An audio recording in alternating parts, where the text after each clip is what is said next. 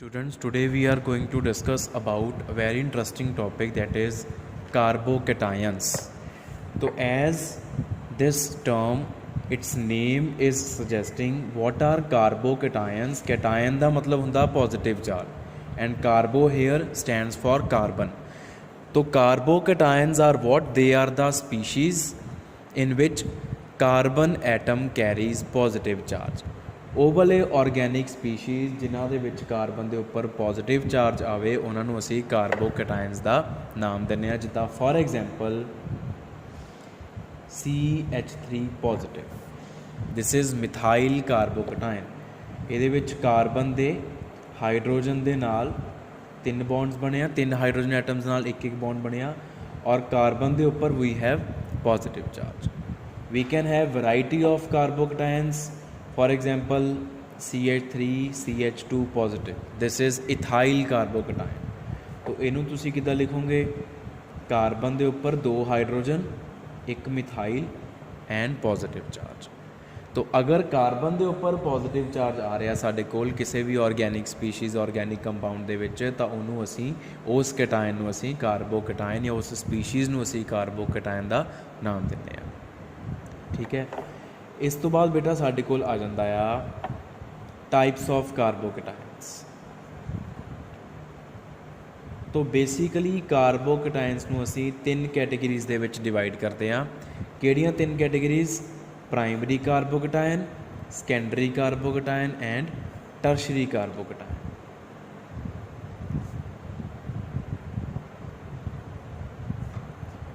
ਧਿਆਨ ਨਾਲ ਸਮਝਣਾ ਇਸ ਚੀਜ਼ ਨੂੰ। Now what is primary carbocation? Primary carbocation ਕਿਹੜਾ ਹੋਊਗਾ? ਇੱਕ ਐਸਾ ਕਾਰਬੋਕੈਟਾਇਨ ਜਿਹਦੇ ਵਿੱਚ ਜਿਹੜੀ ਕਾਰਬਨ ਦੇ ਉੱਪਰ ਪੋਜ਼ੀਟਿਵ ਚਾਰਜ ਆ ਉਹਦੇ ਉੱਪਰ ਅਗਰ ਇੱਕ ਐਲਕਾਈਲ ਗਰੁੱਪ ਲੱਗਿਆ ਹੋਇਆ ਔਰ ਬਾਕੀ 2 ਹਾਈਡਰੋਜਨ ਲੱਗੇ ਹੋਏ ਆ, ਤਾਂ ਇਹੋ ਜਿਹੇ ਕਾਰਬੋਕੈਟਾਇਨ ਨੂੰ ਅਸੀਂ ਪ੍ਰਾਇਮਰੀ ਕਾਰਬੋਕੈਟਾਇਨ ਬੋਲਾਂਗੇ। 1 ਡਿਗਰੀ ਜਿਹੜੀ ਕਾਰਬਨ 'ਤੇ ਪੋਜ਼ੀਟਿਵ ਚਾਰਜ ਆ, ਅਗਰ ਉਸ ਕਾਰਬਨ ਦੇ ਉੱਪਰ 2 ਐਲਕਾਈਲ ਗਰੁੱਪਸ ਲੱਗੇ ਆ, ਸੇਮ ਔਰ ਡਿਫਰੈਂਟ, ਕੁਛ ਵੀ ਹੋ ਸਕਦਾ, R ਐਂਡ R ਡੈਸ਼ ਮੇ ਔਰ ਮੇ ਨਾਟ ਬੀ ਸੇਮ, ਤਾਂ ਇਹ ਸੈਕੰਡਰੀ ਕਾਰਬੋਕੈਟਾਇਨ ਹੋਏਗਾ। ਟਰਸ਼ਰੀ ਕਾਰਬੋਕੈਟਾਇਨ ਦੇ ਵਿੱਚ ਕੀ ਆ? ਜਿਹੜੀ ਕਾਰਬਨ ਦੇ ਉੱਪਰ ਪੋਜ਼ੀਟਿਵ ਚਾਰਜ ਆ ਉਹਦੇ ਉੱਪਰ 3 ਐਲਕਾਈਲ ਗਰੁੱਪਸ ਲਗਾਉਣੇ ਆ ਅਸੀਂ, ਤਾਂ ਉਹ ਟਰਸ਼ਰੀ ਕਾਰਬੋਕੈਟਾਇਨ ਹੋਏਗਾ। ਕਾਰਬਨ ਦੇ ਕੋਲ ਕੋਈ ਵੀ ਹਾਈਡਰੋਜਨ ਨਹੀਂ ਹੋਏਗੀ। ਅਗਰ ਐਲਕਾਈਲ ਗਰੁੱਪਸ ਦੇ ਨਾਲ ਸਮਝ ਨਹੀਂ ਆਉਂਦੀ ਤਾਂ ਨੰਬਰ ਆਫ ਹਾਈਡਰੋਜਨ ਦੇ ਨਾਲ ਯਾਦ ਰੱਖ ਲਓ। ਟਰਸ਼ਰੀ ਵਾਲੇ 'ਚ ਪੋਜ਼ੀਟਿਵਲੀ ਚਾਰਜਡ ਕਾਰਬਨ ਦੇ ਉੱਪਰ ਕੋਈ ਹਾਈਡਰੋਜਨ ਨਹੀਂ ਹੋਏਗੀ, ਸੈਕੰਡਰੀ ਵਾਲੇ 'ਚ 1 ਹੋਏਗੀ, ਪ੍ਰਾਇਮਰੀ ਵਾਲੇ 'ਚ 2 ਹੋਣਗੀਆਂ। Otherwise better way is to consider the number of alkyl groups. ਠੀਕ ਹੈ। 1 ਡਿਗਰੀ 'ਚ 1, 2 ਡਿਗਰੀ 'ਚ 2, 3 ਡਿਗਰੀ 'ਚ 3 ਐਲਕਾਈਲ ਲੱਗੇ ਹੋਣਗੇ। ਇਹਨਾਂ ਤੋਂ ਇਲਾਵਾ ਇੱਕ ਹੋਰ ਕਾਰਬੋਕੈਟਾਇਨ ਹੁੰਦੇ ਆ ਜਿਹਨੂੰ ਅਸੀਂ ਕੰਸੀਡਰ ਕਰ ਵੀ ਸਕਦੇ ਹਾਂ, ਉਹ ਹੈ ਮਿਥਾਈਲ ਕਾਰਬੋਕੈਟਾਇਨ। ਤਾਂ ਉਹਦੇ ਵਿੱਚ ਕੀ ਆ? ਜਿਹੜੀ ਪੋਜ਼ੀਟਿਵਲੀ ਚਾਰਜਡ ਕਾਰਬਨ ਆ ਉਹਦੇ ਉੱਪਰ ਕੋਈ ਵੀ ਐਲਕਾਈਲ ਨਹੀਂ ਲੱਗਿਆ ਹੋਇਆ, ਤਿੰਨੋਂ ਹੀ ਹਾਈਡਰੋਜਨ ਲੱਗੇ ਹੋਏ ਆ, ਜਿਹੜਾ ਆਪਾਂ ਸਭ ਤੋਂ ਪਹਿਲਾਂ ਡਰਾ ਕੀਤਾ ਸੀ। Primary carbocation, sorry methyl carbocation, sorry, this is primary, this is methyl. Methyl, primary, secondary and tertiary. Fine. तो ये हो गए साढ़े कोल types of carbocations. Next we are going to discuss about structure of carbocations, structure और geometry you can C.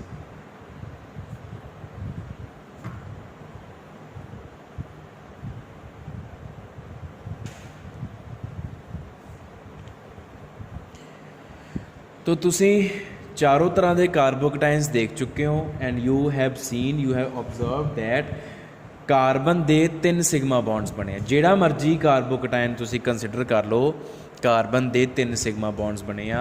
Otherwise carbon 4 bonds ਬਣਾਉਂਦੀ ਆ, ਉਹਦੀ ਵੈਲੈਂਸੀ 4 ਹੁੰਦੀ ਆ, ਲੇਕਿਨ ਹੁਣ ਉਹਦੇ ਉੱਪਰ ਪੋਜ਼ੀਟਿਵ ਚਾਰਜ ਆ ਚੁੱਕਿਆ। What is the meaning of positive charge? Loss of 1 electron. Carbon 1 electron lose ਕਰ ਚੁੱਕੀ ਆ ਔਰ ਉਹਦੇ 3 ਸਿਗਮਾ ਬੌਂਡਸ ਬਣੇ ਆ। ਤਾਂ ਅਗਰ ਆਪਾਂ VBT ਦੇ ਬੇਸਿਸ 'ਤੇ ਸਟਰਕਚਰ ਜਾਂ ਜਿਓਮੈਟਰੀ ਫਾਈਂਡ ਕਰੀਏ ਤਾਂ ਸਭ ਤੋਂ ਪਹਿਲਾਂ ਆਪਾਂ ਕਾਰਬਨ ਦੀ ਗਰਾਊਂਡ ਸਟੇਟ ਕੌਨਫੀਗਰੇਸ਼ਨ ਲਿਖਾਂਗੇ, that is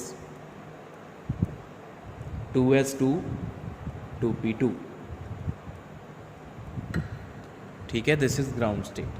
Now one electron has been lost by carbon atom so we can say carbon 1 positive. Carbon 1 positive की ग्राउंड स्टेट की आएगी साढ़े को, एक इलैक्ट्रॉन लूज करना और 2p हो जाएगा। We will be having 2p1 and 2s2। then since positively charged carbon is forming 3 sigma bonds, so it must be having 3 unpaired electrons। तो ਇਹਦੀ ਅਸੀਂ एक्साइटेड स्टेट ड्रॉ करांगे कार्बन पॉजिटिव ਦੀ। Excited state ਦਾ मतलब ਕੀ ਆ कि 2s ਦੇ ਵਿੱਚੋਂ ਇੱਕ ਇਲੈਕਟ੍ਰੋਨ ਨਿਕਲ ਕੇ 2p 'ਚ ਸ਼ਿਫਟ ਹੋ ਗਿਆ, तो we get 2s1 2p2। ठीक है, ਹੁਣ ਕਿਉਂਕਿ ਤਿੰਨ ਦੇ ਤਿੰਨੋਂ ਬੌਂਡਸ ਸਿਗਮਾ ਬੌਂਡਸ ਆ, ਇਸ ਕਰਕੇ ਆ ਤਿੰਨੋਂ ऑर्बिटल्स ਹਾਈਬ੍ਰਿਡਾਈਜੇਸ਼ਨ 'ਚ ਪਾਰਟੀਸਪੇਟ ਕਰਨਗੇ। ਕਿਹੜੇ ऑर्बिटल्स ਹਾਈਬ੍ਰਿਡਾਈਜੇਸ਼ਨ 'ਚ ਪਾਰਟੀਸਪੇਟ ਕਰਦੇ ਹੁੰਦੇ ਆ? ਜਿਨ੍ਹਾਂ ਨੇ ਸਿਗਮਾ ਬੌਂਡ ਬਣਾਉਣਾ ਹੋਵੇ। ਪਾਈ ਬੌਂਡ ਵਾਲੇ ਤਾਂ ਅਨਹਾਈਬ੍ਰਿਡ ਰਹਿੰਦੇ ਆ ਹਮੇਸ਼ਾ। तो ये तीनों ऑर्बिटल्स हाइब्रिडाइजेशन पार्टिसिपेट कर गए। तो हाइब्रिडाइजेशन ऑफ कार्बन की बन गई साढ़े कोल? Hybridisation of carbon is sp2। sp2 किदा ही एक s ऑर्बिटल ते 2 p ऑर्बिटल्स पार्टिसिपेट कर रहे हैं।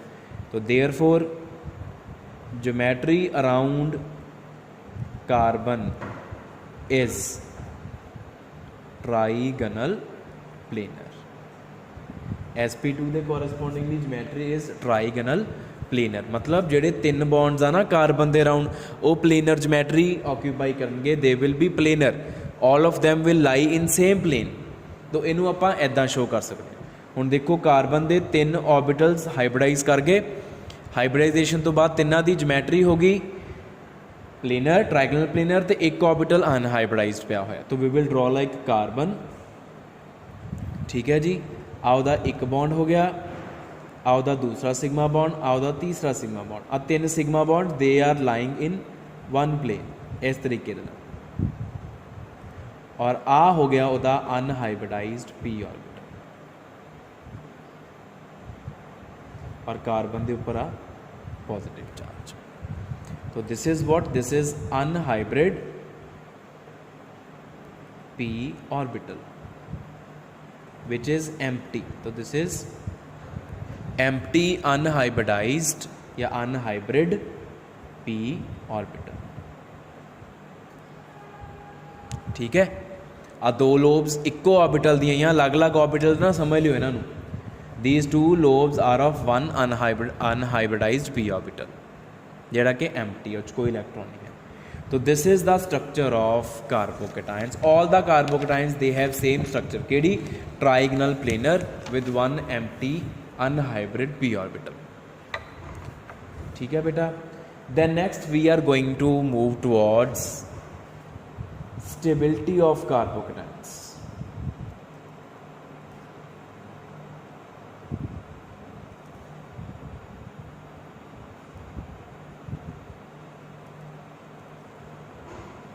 डिफरेंट कार्बोकेटाइंस की स्टेबिलिटी, ये क्वेश्चन आने के चांसिस बहुत ज़्यादा।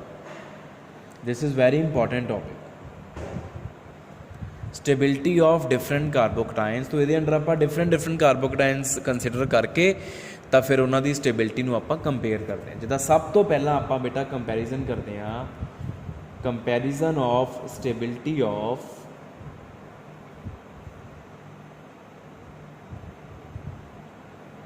Primary, secondary and tertiary carbocation. You can also consider methyl, methyl नूं भी तुसीं नाल कंसिडर कर सकते। Methyl primary, secondary and tertiary अपनी मर्जी आ।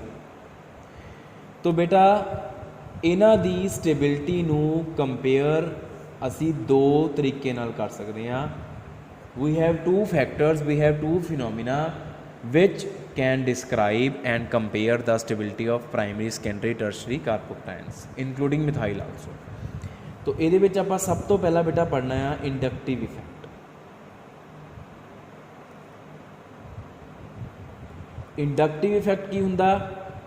ਜਾਂ ਇਲੈਕਟ੍ਰੋਨ ਦੇਣੇ ਜਾਂ ਇਲੈਕਟ੍ਰੋਨ ਲੈਣੇ। ठीक है, I am not talking about resonance effect. Resonance effect दे विच कंप्लीट ट्रांसफर हुंदा, इंडक्टिव इफैक्ट दे विच कंप्लीट ट्रांसफर नहीं हुंदा, सिर्फ displacement of electron density takes place along the sigma bonds. Sigma bond ਦੇ ਅਲੋਂਗ ਜਦੋਂ ਇਲੈਕਟ੍ਰੋਨ ਡੈਂਸਿਟੀ ਡਿਸਪਲੇਸ ਹੁੰਦੀ ਆ, ਕੰਪਲੀਟਲੀ ਸ਼ਿਫਟ ਨਹੀਂ ਹੁੰਦੀ ਕਿਸੇ ਇੱਕ ਐਟਮ ਤੇ, ਸਿਰਫ ਡਿਸਪਲੇਸਮੈਂਟ ਹੁੰਦੀ ਆ, ਮੂਵਮੈਂਟ ਹੁੰਦੀ ਆ just out of two bonded atoms towards one atom, ਉਹਨੂੰ ਕਹਿੰਦੇ ਆ ਅਸੀਂ ਇੰਡਕਟਿਵ ਇਫੈਕਟ। ਤੋ ਇਹਦੇ ਵਿੱਚ ਅਸੀਂ ਕੰਸੀਡਰ ਕਰਾਂਗੇ plus I effect of alkyl groups.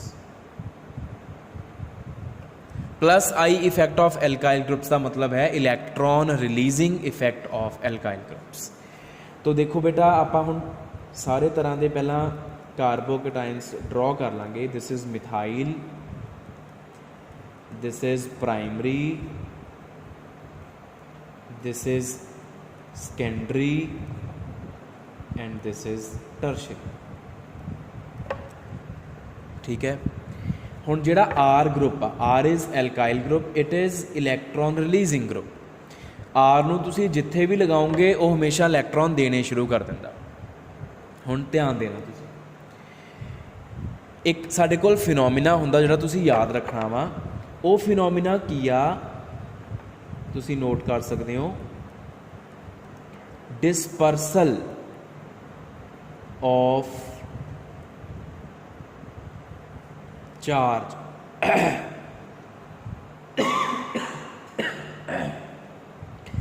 Positive और negative provides stability to the species and intensification of charge, provides instability to the species।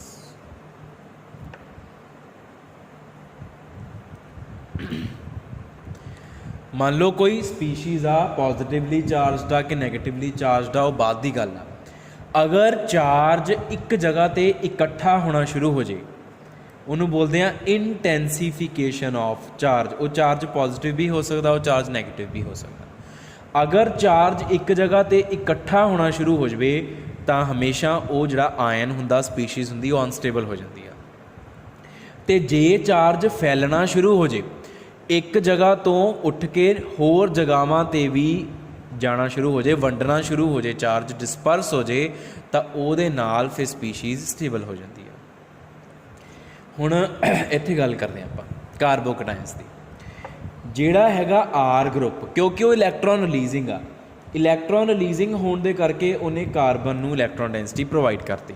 ਉਹਦਾ ਪਲੱਸ ਆਈ ਇਫੈਕਟ ਆ, ਉਹਨੇ ਇਲੈਕਟ੍ਰੋਨ ਡੈਂਸਿਟੀ ਥੋੜ੍ਹੀ ਜਿਹੀ ਕਾਰਬਨ ਵੱਲ ਨੂੰ ਕਰਨੀ ਆ, ਕਿਉਂਕਿ ਪਲੱਸ ਆਈ ਇਫੈਕਟ ਆ, ਇਲੈਕਟ੍ਰੋਨ ਰਿਲੀਜ਼ ਕਰ ਰਿਹਾ ਉਹ, ਜਿਹਦੇ ਕਰਕੇ ਕਾਰਬਨ ਦਾ ਪੋਜ਼ੀਟਿਵ ਚਾਰਜ ਥੋੜ੍ਹਾ ਜਿਹਾ ਘਟ ਜਾਣਾ ਅਤੇ ਆਰ ਦੇ ਉੱਪਰ ਥੋੜ੍ਹਾ ਜਿਹਾ ਪੋਜ਼ੀਟਿਵ ਚਾਰਜ ਆ ਜਾਣਾ। ਇਹਦਾ ਮਤਲਬ ਆਰ ਨੇ ਇਲੈਕਟ੍ਰੋਨ ਕਾਰਬਨ ਵੱਲ ਭੇਜੇ, ਕਾਰਬਨ ਨੇ ਥੋੜ੍ਹੇ ਜਿਹੇ ਇਲੈਕਟ੍ਰੋਨ ਗੇਨ ਨਹੀਂ ਕੀਤੇ, ਮਤਲਬ ਉਸ ਇਲੈਕਟ੍ਰੋਨ ਡੈਂਸਿਟੀ ਨੂੰ ਥੋੜ੍ਹਾ ਆਪਣੇ ਵੱਲ ਕਰ ਲਿਆ, ਜਿਹਦੇ ਕਰਕੇ ਉਹਦਾ ਪੋਜ਼ੀਟਿਵ ਚਾਰਜ ਘਟ ਗਿਆ ਅਤੇ ਆਰ ਦੇ ਉੱਪਰ ਪੋਜ਼ੀਟਿਵ ਚਾਰਜ ਆ ਗਿਆ। ਇਹਦਾ ਮਤਲਬ ਚਾਰਜ ਫੈਲ ਰਿਹਾ ਵਾ। ਜੇ ਆਰ ਨਹੀਂ ਸੀਗਾ, ਇੱਥੇ ਹਾਈਡਰੋਜਨ ਆ, ਤਾਂ ਸਾਰਾ ਪੋਜ਼ੀਟਿਵ ਚਾਰਜ ਕਾਰਬਨ ਨੂੰ ਬੀਅਰ ਕਰਨਾ ਪੈ ਰਿਹਾ। ਲੇਕਿਨ ਜਿੱਦਾਂ ਹੀ ਆਰ ਆਇਆ, ਆਰ ਨੇ ਕਾਰਬਨ ਦਾ ਪੋਜ਼ੀਟਿਵ ਚਾਰਜ ਥੋੜ੍ਹਾ ਜਿਹਾ ਆਪਣੇ ਉੱਪਰ ਲੈ ਲਿਆ, ਉਹਨੂੰ ਥੋੜ੍ਹੇ ਇਲੈਕਟ੍ਰੋਨ ਦੇ ਤੇ। तो ਇਹਦਾ मतलब आर इलैक्ट्रॉन रिलीजिंग ग्रुप होने के नाते पॉजिटिव चार्ज का की करवा रहा, पॉजिटिव चार्ज का डिस्पर्सल करवा रहा। पॉजिटिव चार्ज का डिस्पर्सल हो रहा आर लगन के करके। हुण इत्थे दो आर लगे आ, तो दोनों आर कार्बन नूं इलैक्ट्रॉन डेंसिटी देणगे, कार्बन का पॉजिटिव चार्ज होर घट गया, इन्हां दोनों के उपर भी नाल फैल गया। इत्थे 3 एल्काइल लगे आ, तो तीनों मिलके कार्बन को इलैक्ट्रॉन डेंसिटी देंगे, कार्बन का पॉजिटिव चार्ज होर घट जूगा, तो तीनों आर के उपर पॉजिटिव चार्ज आ जाऊगा। ਇਹਦਾ मतलब पॉजिटिव चार्ज का डिस्पर्सल हो रहा वा, पॉजिटिव चार्ज फैल रहा वा। तो dispersal of charge provides stability to the species. और ये कोई आर है नहीं, ये सारा चार्ज कली एक कार्बन के उपर आ, चार्ज इकट्ठा होया वा, इस करके अनस्टेबल आ। तो फिर सब तो वध स्टेबल किहड़ा हो गया? Tertiary carbocation is most stable, then comes secondary, then comes primary, and in the end least stable is methyl carbocation. This is the trend of stability of different types of carbocations. This is explained with the help of inductive effect. Next we can explain with the help of hyperconjugation, which we already have discussed earlier. Hyperconjugation is what? Involvement of sigma electrons in delocalization along with pi electrons. Pi electrons नहीं भी ਹੁੰਦੇ, अगर sigma electrons delocalize हो ਜਾਂਦੇ ਆ ਤਾਂ ਉਹਨੂੰ ਵੀ ਅਸੀਂ ਉਸ ਤਰੀਕੇ ਦੀ ਰੈਜ਼ੋਨੈਂਸ ਨੂੰ ਅਸੀਂ ਹਾਈਪਰ ਕੰਜੂਗੇਸ਼ਨ ਬੋਲਦੇ ਹਾਂ। ਜਦੋਂ ਸਿਗਮਾ ਇਲੈਕਟ੍ਰॉन्स ਡੀਲੋਕਲਾਈਜ਼ ਹੁੰਦੇ ਆ ਤਾਂ ਬੇਟਾ ਅਲਟੀਮੇਟਲੀ ਬਣਦੇ ਉਹ ਪਾਈ ਇਲੈਕਟ੍ਰॉन्स ਹੀ ਆ। तो सिग्मा इलैक्ट्रॉन अगर पाई इलैक्ट्रॉन बन रहे हैं, पाई इलैक्ट्रॉन फिर टुट के सिग्मा बन रहे हैं, सिग्मा फिर टुट के पाई, तो उस तरीके की रेजोनेंस में हाइपर कंजूगेशन बोलते हैं। तो हाइपर कंजूगेशन किया वैसे आप इन डिटेल डिस्कस कर चुके हैं, डीलोकलाइजेशन ऑफ सिग्मा इलैक्ट्रॉन्स, ठीक है, which become pi electrons due to delocalisation, that phenomena is hyperconjugation. तो कार्बोकटाइंस की हाइपर कंजूगेशन आप ऑलरेडी डिस्कस कर चुके हैं, तो इस करके मैं हुण इत्थे डिस्कस नहीं कर रहा है, already discussed under the topic hyperconjugation. Hyperconjugation दे टॉपिक के अंडर आप ऑलरेडी ये डिस्कस कर चुके हैं। ਇਹਦਾ ऑलरेडी ਤੁਹਾਨੂੰ वीडियो में हाइपर कंजूगेशन की इन डिटेल भेज चुका। फाइन, बस इन्ना ख्याल रखना कि हाइपर कंजूगेशन होंदी आ अल्फा कार्बन इनवॉल्व होंदी आ ते अल्फा हाइड्रोजन इनवॉल्व होंदा। जिन्ने ज़्यादा अल्फा हाइड्रोजन उन्नियां ज़्यादा हाइपर कंजूगेटिंग स्ट्रक्चर्स ते उन्नी ही ज़्यादा स्टेबिलिटी होंदी है हमेशा साडे कोल। For example we have this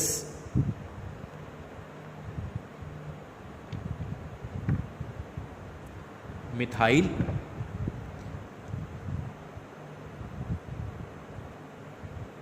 primary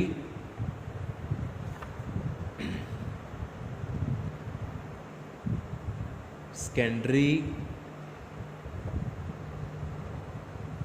and tertiary.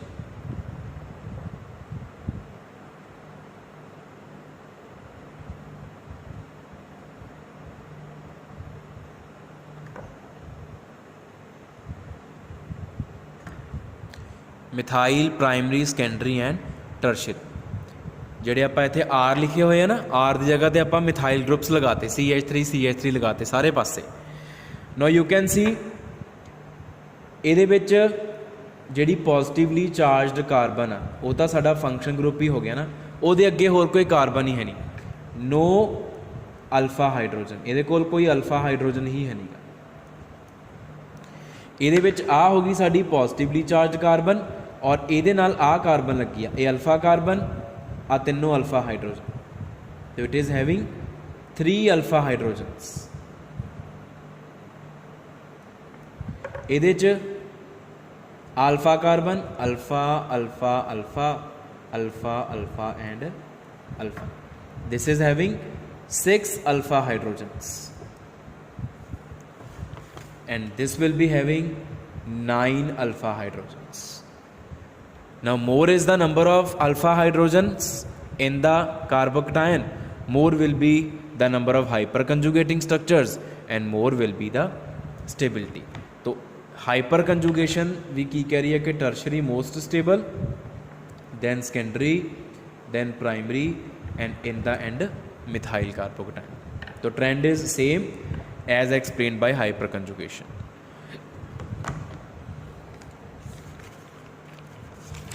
Next beta we can discuss the stability of other carbocations, like we have allyl carbocation।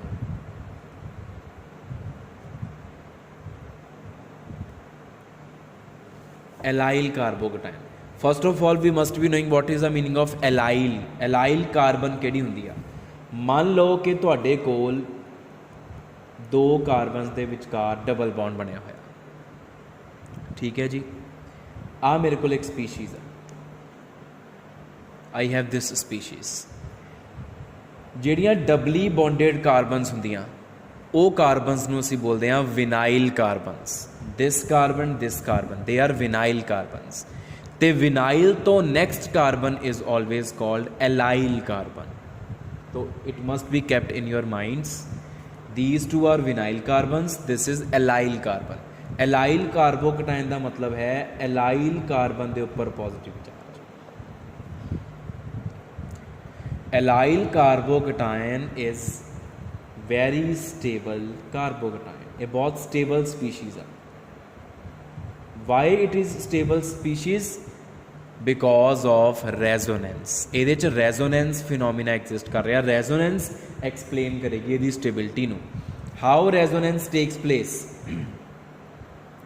जिदा कि मैं अगे भी देसी लैंग्वेज लेमैन लैंग्वेज समझा चुकिया वा, हुण मैं बार बार वो लैंग्वेज नहीं यूज़ करनी, टैक्नीकल लैंग्वेज यूज़ करो कि this carbon is positively charged and these two carbons are doubly bonded with pi bond existing in between them which is a weak bond. तो this pi bond can show delocalisation and it will get shifted to this position, वो इत्थे आ जाएगा। ठीक है, तो उहदे नाल की होया, इधरली CH2 ते हुण पॉजिटिवली चार्ज आ गया, इत्थे सिंगल बॉन्ड हो गया और इत्थे डबल बॉन्ड आ गया। Resonance, two structures and due to this resonance this allyl carbocation is very stable. Next we can also explain the stability of benzyl carbocation in same manner।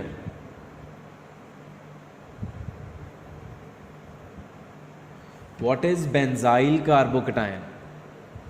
Benzyl carbocation is benzene, ਉਹਦੇ ਉੱਪਰ CH2 positive.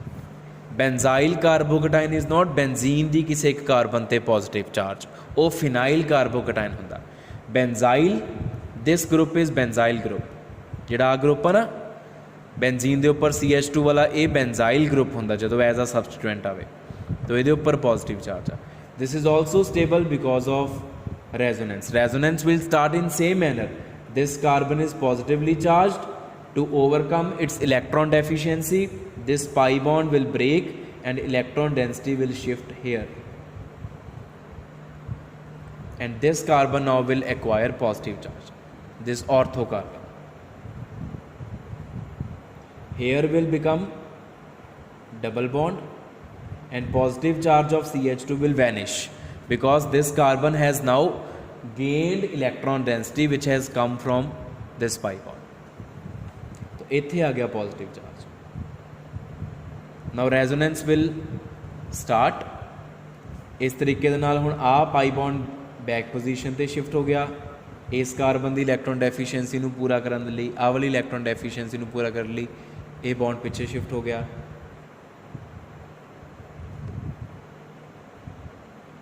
हुण positive charge इत्थे आ गया and so on. मतलब आ इत्थे back चला जाएगा, फिर आ इत्थे वापस आ जाएगा जितों शुरू होया सी। CH2 will get again positive charge in the and.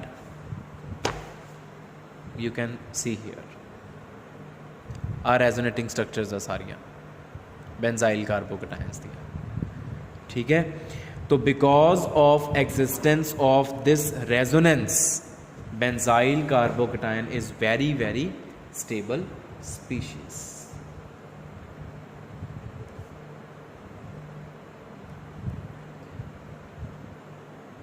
ठीक है बेटा, बेंजाइल कार्बोकटाइन का एक होर भी नाम होंदा, दैट इज़ फिनाइल मिथाइल कार्बोकटाइन। याद रखियो, फिनाइल मिथाइल कार्बोकटाइन। इदां ही हुण बेटा साडे कोल है diphenyl methyl कार्बोकटाइन।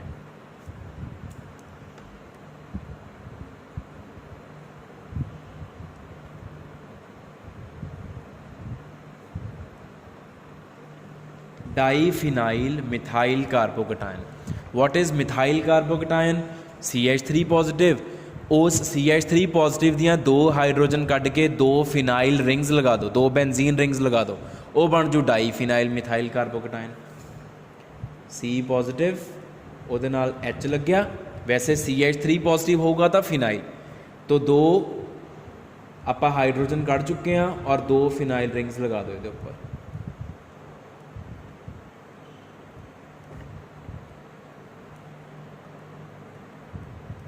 This is diphenyl methyl carbocation. It is also resonance stabilized and it is even more stable than benzyl carbocation because ਇਹਦੇ ਚ ਹੁਣ दो रिंग्स आ। पहला रेजोनेंस इधरले पासे होएगी, मतलब आ पॉजिटिव चार्ज पहला इस रिंग विच घूम के आऊगा, फिर इस रिंग विच घूमेगा, फिर इच घूमेगा, फिर इच घूमेगा, इस तरीके दे नाल हुंदा वा। ठीक है। And similarly we have triphenyl methyl carbocation. तो एक ही आ मिथाइल कार्बोकटाइन CH3 और ਉਹਦੇ ਉੱਪਰ 3 ਫਿਨਾइल रिंग्स लग जाएंगे इस तरीके ਦੇ ਨਾਲ।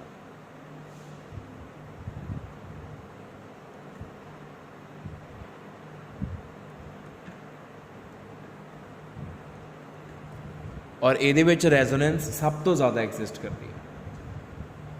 ठीक है। तो अगर इन्हां तिन्नां दी स्टेबिलिटी तुहानूं आ जाती है, phenyl methyl carbocation, diphenyl methyl carbocation, triphenyl methyl carbocation, तो फिर तुसी कंपेयर कर सकते हो on the basis of resonance. This will be most stable because it will be having maximum या highest number of resonating structures. ठीक है। Then next we have vinyl कार्बोकटाइन।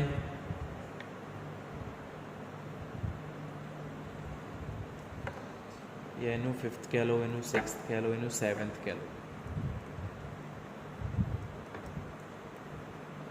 Vinyl carbocation की आ CH2 double bond CH positive, vinyl carbon ते positive charge. It is very unstable, ये बहुत unstable आ।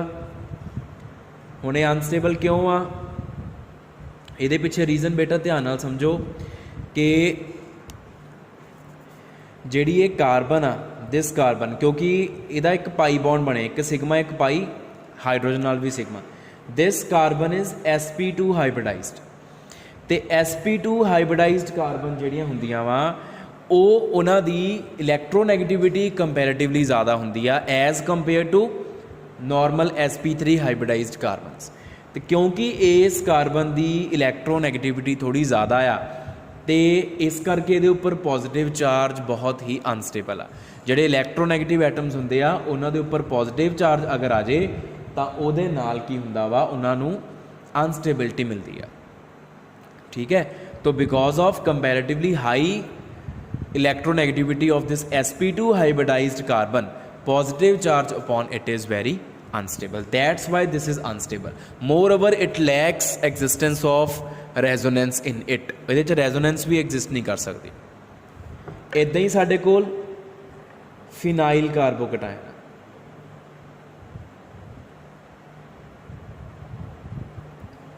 हुण phenyl कार्बोकटाइन मतलब बेंजीन दी किसी एक कार्बन ते positive charge like this. It is also unstable. ये क्यों अनस्टेबल आ, सेम रीजन कि जिहड़ी कार्बन ते पॉजिटिव चार्ज आया वा it is sp2 hybridised, due to which it is somewhat electronegative, and electronegative atoms ते पॉजिटिव चार्ज कदे भी स्टेबल नहीं होता। That's why it is unstable. ठीक है।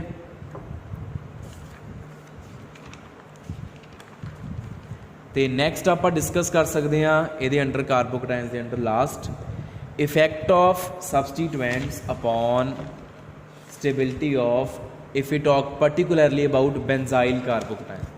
अगर आप बेंजाइल कार्बोकटाइन की गल करिए तो बेंजाइल कार्बोकटाइन के विच जिहड़ियां ऑर्थो, मैटा, पैरा, ये सारिया कार्बन एटम्स आ, इन्हां दे उपर अगर असी कोई सबस्टीट्यूएंट लगा दीए तो वो सबस्टीट्यूएंट का साडे बेंजाइल कार्बोकटाइन की स्टेबिलिटी के उपर की फर्क पैंदा। तो सबस्टीट्यूएंट्स जिहड़े हुंदे आ बेटा साडे कोल दो तरह के basically. Substituents are of two types, electron releasing groups and electron withdrawing groups. ठीक है, इलैक्ट्रॉन रिलीजिंग ग्रुप्स किहड़े आ, जिहड़े इलैक्ट्रॉन प्रोवाइड करते आ दिंदे आ, ते इलैक्ट्रॉन विदड्रॉइंग ग्रुप्स किहड़े आ, जिहड़े इलैक्ट्रॉन लैंदे आ, जिथे लगाते उत्थों इलैक्ट्रॉन लैने शुरू करते हैं। जिद्दां एल्काइल ग्रुप्स हो गए, एल्कॉक्सी ग्रुप्स हो गए, NH2 ग्रुप हो गया, OH ग्रुप हो गया, इलैक्ट्रॉन रिलीजिंग ग्रुप्स आ। ठीक है, इलैक्ट्रॉन विदड्रॉइंग दे विच किहड़े आ जाने आ, CN आ गया, NO2 आ गया। ठीक है, कार्बोनिल ग्रुप्स आ गए सारे, हैलोजन्स आ गए, ये सारे इलैक्ट्रॉन विदड्रॉइंग ग्रुप्स की कैटेगरी च आ जाते हैं। तो वैरी सिंपल कि आ साडे कोल बेंजाइल कार्बोकटायन है। ठीक है, अगर तुसी इहदे उपर कोई इलैक्ट्रॉन रिलीजिंग ग्रुप लगा रहे हो किसी भी पोजीशन पे, ऑर्थो मेटा पैरा किसी भी पोजीशन पे अगर इलैक्ट्रॉन रिलीजिंग ग्रुप लगा रहे हो तो इलैक्ट्रॉन रिलीजिंग ग्रुप ने बेंजीन नूं इलैक्ट्रॉन डेंसिटी देनी आ, तो बेंजीन ने वही इलैक्ट्रॉन डेंसिटी अगों पास कर देनी आ CH2 positive positively charge carbon नूं, जिहदे करके इस कार्बन का पॉजिटिव चार्ज घट गया तो इलैक्ट्रॉन रिलीजिंग ग्रुप के उपर पॉजिटिव चार्ज आ जाऊ बिकॉज उन्होंने इलैक्ट्रॉन देते। तो it will cause dispersal of positive charge which will provide stability to the species. And on the other hand, if you attach some electron withdrawing group,